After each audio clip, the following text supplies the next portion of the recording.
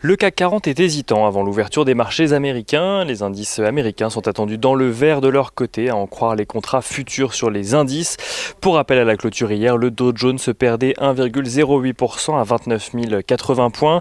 Le S&P 500 perdait lui 1% à 3 537 points, tandis que le Nasdaq Composite perdait lui 0,65% à 11 709 points.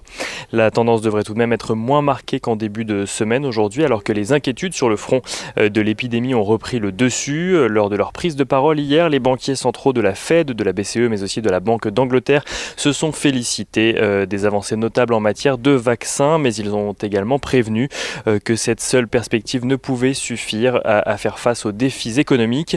Jérôme Powell a d'ailleurs indiqué que les prochains mois pourraient être difficiles, tout en rappelant que les banques centrales ont toujours besoin du soutien des gouvernements. Une déclaration qui fait d'ailleurs écho à la tentative de reprise des négociations aux États-Unis sur le plan de relance budgétaire. Les républicains ayant rejeté une nouvelle fois les demandes des démocrates de voter un plan de relance budgétaire, l'administration Trump, qui n'est plus en première ligne sur le sujet, a de son côté appelé les élus à reprendre les négociations. Administration Trump qui a d'ailleurs publié hier un décret présidentiel interdisant aux structures américaines d'investir dans des sociétés chinoises suspectées par Washington d'être possédées ou contrôlées par l'armée chinoise.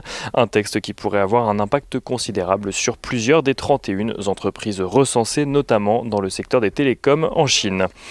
Du côté des entreprises aux États-Unis, Disney annonce tout d'abord que le coût de la pandémie se chiffre à 2,4 milliards de dollars pour le groupe au dernier trimestre de son exercice fiscal clos le 3 octobre.